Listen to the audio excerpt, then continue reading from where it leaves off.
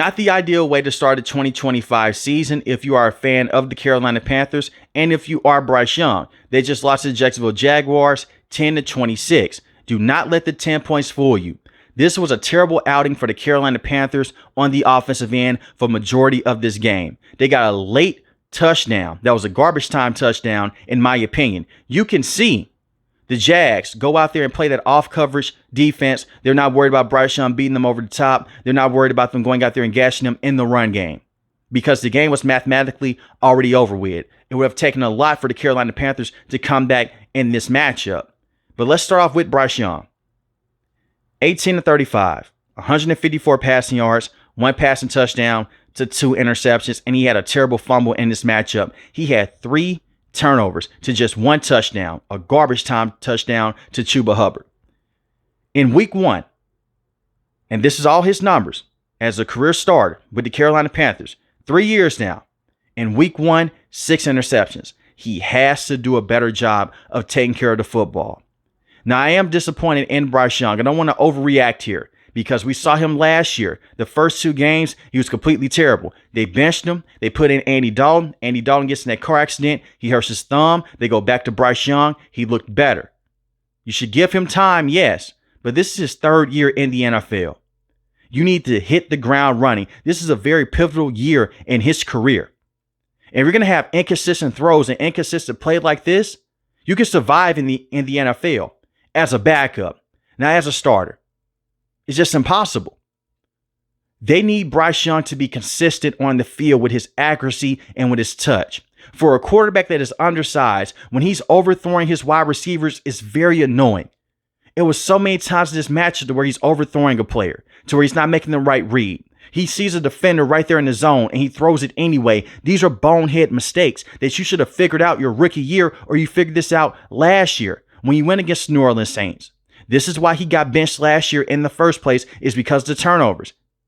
And if you're going to have turnovers like this, at least make up for it with some huge splash plays. He can't even do that right now. And I'm just talking about today's game against the Jags. I know what he did last year. This is a brand new season. They need Bryce to be more consistent. Now, a huge reason to why he was so successful last year on the back half of the season, when they went back to him after he got benched, they ran the football at a high clip. They ran the football with Chuba Hubbard. He was the main engine to this offense. In today's game, the Jags made sure we're going to make Bryce Young be the reason why you win this football game.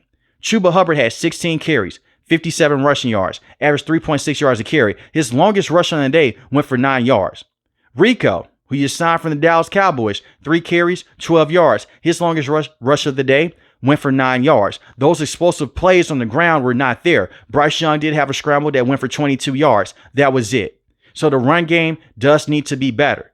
But at the same time, if you're going to be viewed as a franchise quarterback, look at the elite level quarterbacks that we have in today's game. We always talk about the big 5 that we have. We just saw Justin Herbert in Brazil against Kansas City have those big time moments to where the run game was not that consistent. He was able to put the offense on his back. The Carolina Panthers did not ask Bryce Young to go out there and to have 40 pass attempts in this matchup and get them over the hump. Just in certain drives, when the offense is stalling out, can you go out there and make those plays that you made last year against the Philadelphia Eagles? Can you make those plays that you made last year against New Orleans in the second matchup? Can you make those plays? Because if you can't, once again, you're not going to survive as a starter in this league. You're never going to have the perfect situation every single drive. It's going to be certain situations to where the offensive line may let you down, to where the wide receivers just may need a couple more seconds before they can get open. Can you improvise? He was not able to do that today. I know that Icky was out at the tackle position, but that is still no excuse for Bryce to be as erratic as he was inside and outside the pocket today. He needs to be better. Now, speaking of this offensive line, Austin Corbett, these snaps are ridiculous. Now, in the preseason, he got reps with Bryce Young. Maybe Dave Canales should have gave Bryce Young more reps in the preseason with this offensive line. But Austin Corbett has so many snaps that were too high, that were too low. It was one situation to where Bryce Young, he didn't even call for the snap yet, and Austin Corbett just throws the ball to him. And it was still a couple seconds left on the play clock. He's a veteran here. You won in center position for a reason. He needs to be better. This loss is not solely all on Bryce Young. even though majority of it you can blame on him. But Austin Corbett, he needs to be better. And his offensive line protection today was very inconsistent towards the middle of the field. We'll see how this offensive line looks when they bring in Icky and he's fully healthy at the tackle position. He came on strong last year also.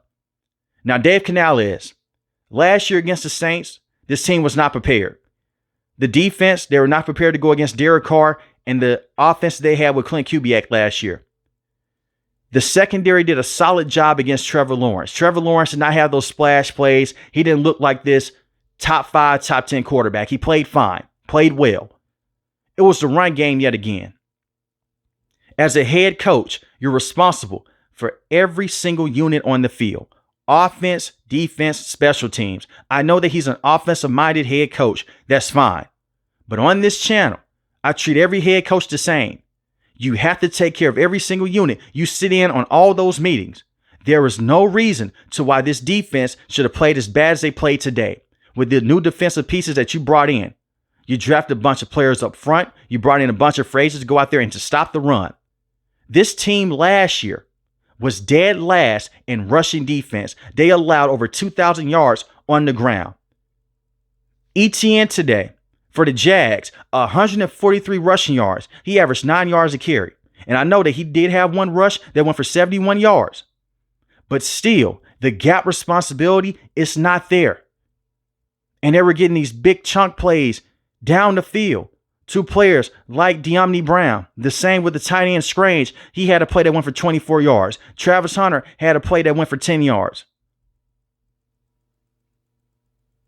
Brian Thomas Jr., they did a very good job against him. He had 7 targets, 1 catch, 11 yards. But you need to do better against the rush game. You need to do better in the run defense department. Because if you can't, you're going to run into the same story that you ran into last year. An inconsistent offense, an okay passing defense at times, and just a terrible rushing defense. And I trust their run defense will get better because it is just week 1. But this plays back to the Bryce Young conversation with those turnovers. Not only does it affect your offense, it also affects your defense. You're compromising your defense here when you have these stupid turnovers, where you're trying to go out there and just force a football where it doesn't need to be, and it goes for an interception, and you have this terrible fumble. Guess who's back on the field? Your defense. They're already tired. They're already gassed. So you're giving the offense the ball back, and your defense is already tired, has to go out there and try to come up with another stop. And today, it just wasn't good enough. They were not prepared against the Jacksonville Jaguars. They were not prepared against the defensive coverages. And I blame that on Dave Canales. It's a group effort here. The wide receivers outside of Tedoroy McMillan, and he was the best player on the field today with the Panthers. And that's saying a lot because this was just his first game in the NFL. I think that you have a potential star in him. He has potential to be one of the best wide receivers in the game. He will be phenomenal. Outside of him, no one else gave you receiving production. Chuba Hubbard had a receiving touchdown, but once again, that came late in this matchup. Garbage time touchdown. Behind him, you have JT Sanders, the tight end, 2 catches, 27 receiving yards. Hunter Renfrow, 2 catches, 11 receiving yards. Now, you can give Hunter Renfrow a lot of grace here. I'm not going to come on here and overrate Hunter Renfrow. He's missed a lot of time because of an illness off the field. This was a man that they originally moved on from. Then Jalen Coker goes down. Then you bring back Hunter Renfrow to be that primary slot wide receiver. This is why they should have never traded Adam Thielen. Bryce Young had a good rapport with Adam Thielen. I don't want to hear this where they're still a rebuilding team. He gets a chance to win a Super Bowl with the Minnesota Vikings.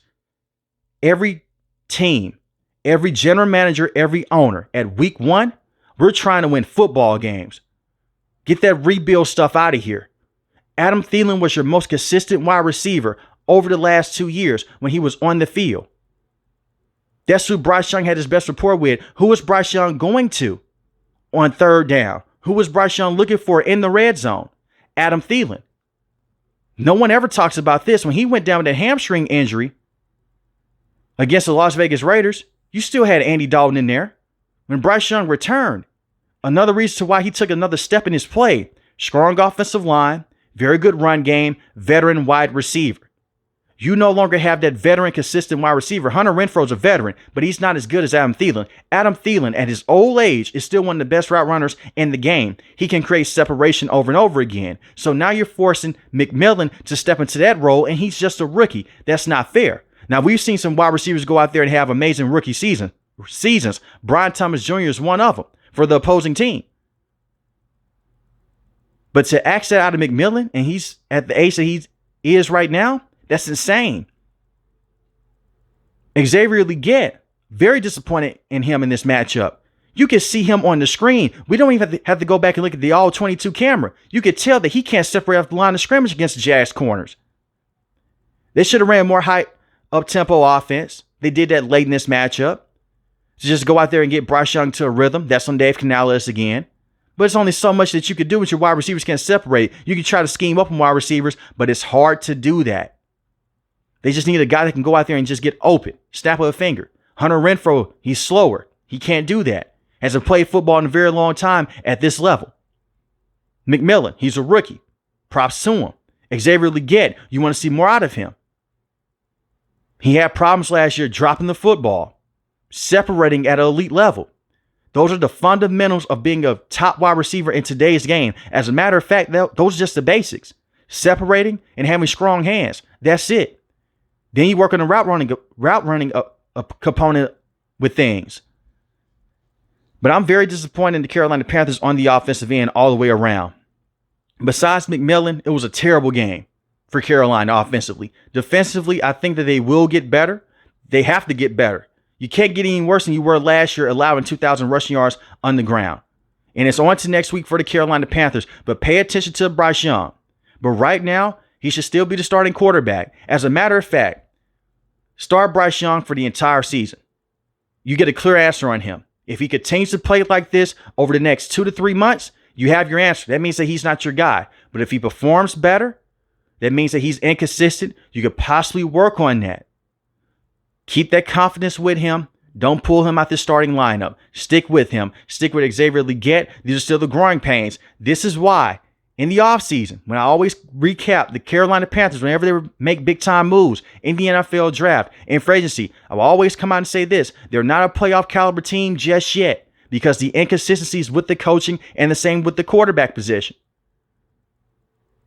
But they need Bryce to be better. They need Dave Canales to be a better head coach, to be a better play caller, and they need this rushing defense to be better. The couple positives in this game, I would say, was a secondary play. And I also say McMillan on the offensive end. Outside of that, this was a terrible game for the Carolina Panthers. But let me know in the comment section below, are you in panic mode right now, or are you just going to go based off of last year and hope that the Carolina Panthers figure things out? If you're new to the channel, hit the subscribe button. If you like the video, hit the like button. Most importantly, when each and every last one of you guys stay safe, stay positive. Thanks for the video, guys. God bless.